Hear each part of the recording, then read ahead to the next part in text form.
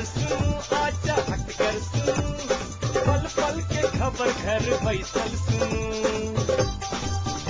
जानकी अभियम सदखन अही सबके आई मन माफी कपन बाट ऐसा सुन जानकी अभियम सदखन अही सबके आई मन माफी कपन बाट ऐसा सुन सुनो सुनो मिथिलांचल गर्व जानकी अभियम 106 mega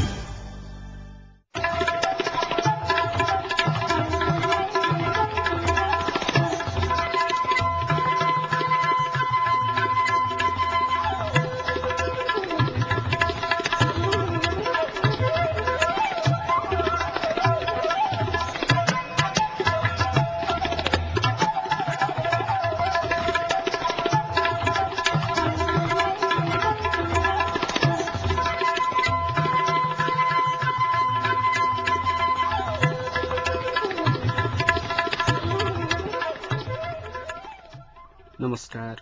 Janaki FM 106 megahertz Janaki समाचार में अपने के स्वागत है। धैर्यकांत से सुनल जाओ समाचार।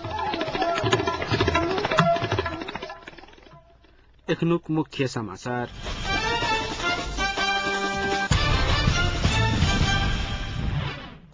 यम पंचक तेसर दिन आज दियाबाती धूमधाम के संग मनाल जा रहल 27 तलक लिखित आग्रह से राष्ट्रपति सक्रिय भ सकैत छथि उपराष्ट्रपति झा कहब।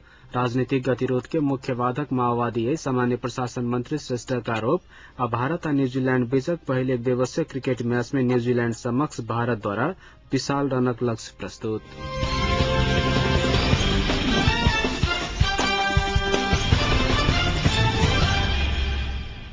यम पंचक तेसर दिन आज जनकपुर सहित नेपाल तथा भारतक संपूर्ण स्थान पर धन्य धान्यक देवी लक्ष्मी भगवानक पूजा आराधना कऽ श्रद्धा एवं भक्तिपूर्वक पूजा कयल जा रहल अछि।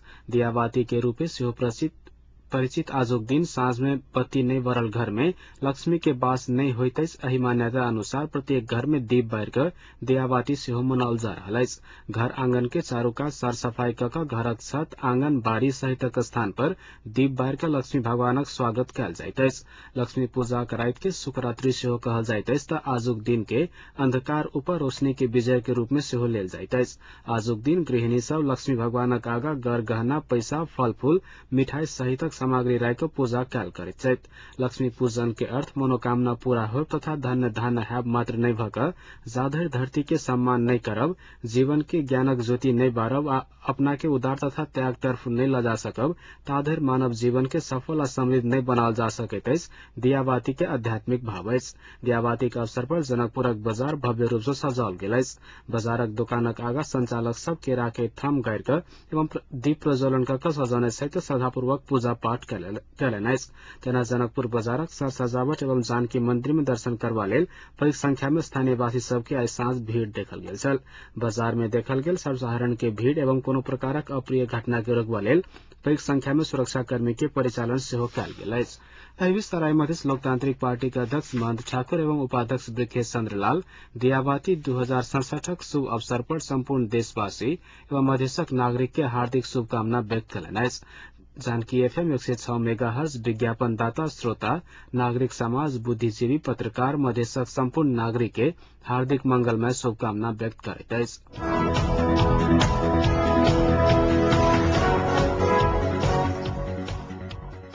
नेपाल पत्रकार महासंघ का अध्यक्ष धर्मेन्द्र झा सहित संचारकर्मी के सिंहदरबार प्रवेश में रोक लगाओल गेल घटना सूचनाक हक पर नियंत्रण आ प्रेस स्वतंत्रता पर हस्तक्षेप रहल महासंघ जनौलक अछि।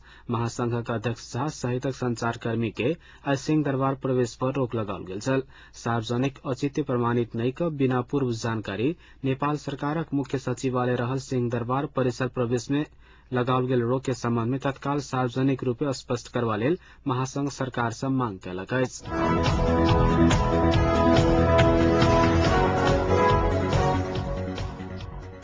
उपराष्ट्रपति परानन्द झा कहलनि जे संविधान सभाक 27 दल लिखित रूपे आग्रह कयलक त राष्ट्रपति सक्रिय भ सकैत छथि। राजधानी में पत्रकार सबसे बातचीत करैत उपराष्ट्रपति झा ई बात बतौलनि अछि। प्रधानमंत्री के एकल इच्छा से राष्ट्रपति सक्रिय नहि भ सकैत छथि हुनक कहब छलनि। दल सब बीच सहमति भ गेल त राष्ट्रपति शासन के आवश्यकता नहि छैक झा बतौलनि। संविधान निर्माणक क्रम में देखल गेल विवाद अंत करबा लेल उच्च स्तरीय कार्यदलक प्रयास सकारात्मक अछि झा कहब छलनि। वर्तमानक गति से आगू बढ़ल गेल त संविधान बनक संभावना अछि झा बतौलनि अछि।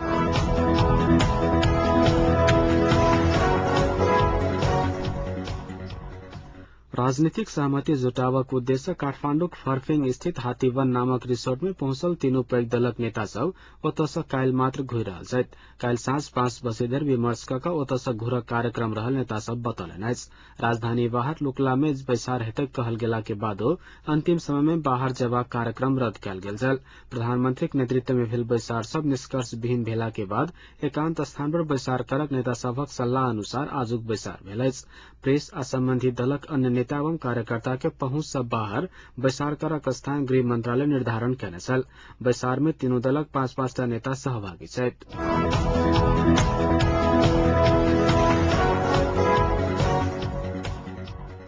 राजनीतिक गतिरोध अंत करक मुख्य बाधक माओवादी सामान्य प्रशासन मंत्री रविन्द्र श्रेष्ठ आरोप लगौलनि अछि।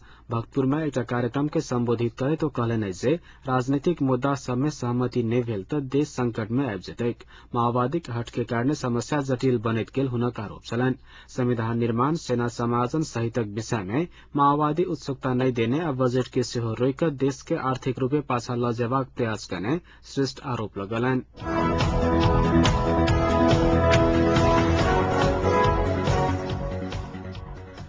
प्रधानमंत्री माधव कुमार नेपाल सेना हथियारक आड़ में माओवादी अहंकार देखौने आरोप लगौलनि अछि। ओ सेना हथियारक बल में माओवादी अपन बात लादत चाहि रहला के बादो पूरा नहीं हेतै बतौलनि अछि। एमाले काठमांडू क्षेत्र नंबर 3 आई आयोजन केने शुभकामना आदान प्रदान कार्यक्रम में प्रधानमंत्री नेपाल लोकतंत्र में कोनो दल सेना राख नहीं सकैत अछि बतौलनि। ओ माओवादी गतिविधि से दल सब बीच अविश्वास उत्पन्न भेल बतौलनि अछि। अविश्वासक कारणे राजनीतिक गतिरोध अंत होबऽ नहि सकल हुनक कहब छलनि।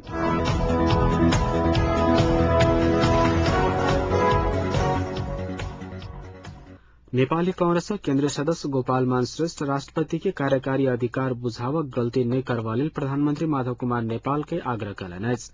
नेपाल लोकतांत्रिक वैदेशिक रोजगार व्यवसायी फोरम द्वारा आयोजित शुभकामना आदान प्रदान तथा चायपान कार्यक्रम में बजैत कांग्रेसक निवर्तमान उपसभापति श्रेष्ठ नेपाली कांग्रेस जेहन लोकतांत्रिक पार्टी एहि अलोकतांत्रिक काज के कोनो हालत में समर्थन नहीं करतैक उल्लेख कयलनि अछि। ओ एखनुक अवस्था में गंभीर भ क बजट पेश करबा लेल प्रधानमंत्री के सुझाव देलनि। कार्यक्रम में दोसर केंद्रीय सदस्य अर्जुन नरसिंह केसी लोकतांत्रिक मूल्य आ मान्यता के व्यवहारिक रूपे पालन कयल गेल त मात्र राष्ट्र सही निकास पाओत धारणा रखलनि।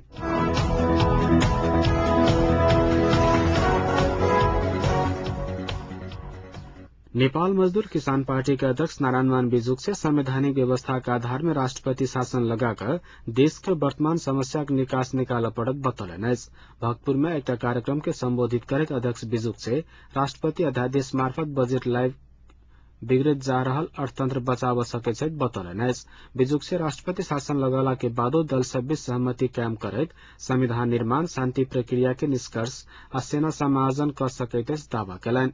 राष्ट्रपति शासन में राष्ट्रपति समस्याक दैनिक क्रियाकलाप करक आ अन्य काज के अवरोध नहीं पहुंचत हुनक कहब छलनि।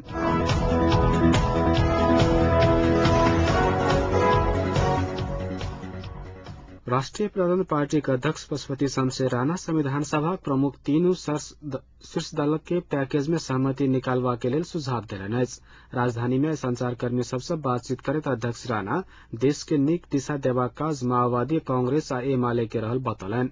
ओ पैकेज में सहमति नहीं होबऽ धरि राजनीतिक गतिरोध के अंत नहीं भ सकत बतौलनि अछि। सहमति के लेल कांग्रेस आ एमाले तैयार कयने पैकेज के विषय में विमर्श करबा लेल ओ सुझाव देलनि अछि।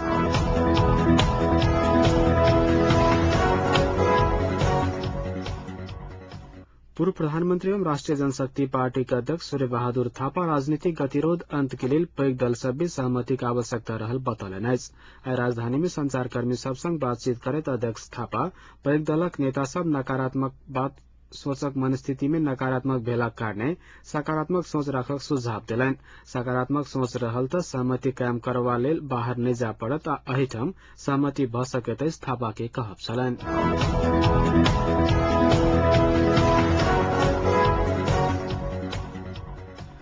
आप सुनल जा जनकपुरक मौसम संबंधी जानकारी। अखन जनकपुरक तापक्रम 24 डिग्री सेल्सियस अछि। आई अधिकतम तापक्रम 34 डिग्री सेल्सियस और न्यूनतम तापक्रम 21 डिग्री सेल्सियस रहल।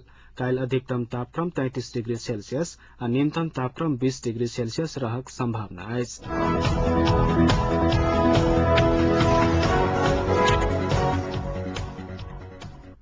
अंत में पुनः एक बेर मुख्य समाचार।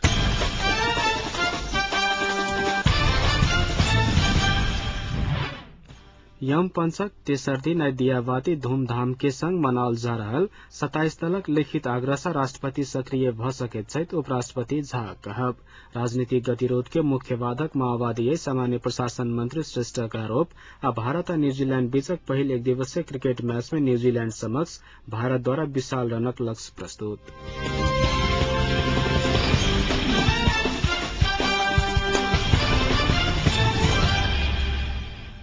आजुक समाचार एते समाप्त होइत अछि। काल्हि भोरे 6 बजे साझा समाचार लो उपस्थित हैब। ताधरखेल समाचार कक्षक संपूर्ण सहकर्मी के संग हम धैर्यकांत दत्त आज्ञा चाहे छी। नमस्कार, शुभ रात्रि।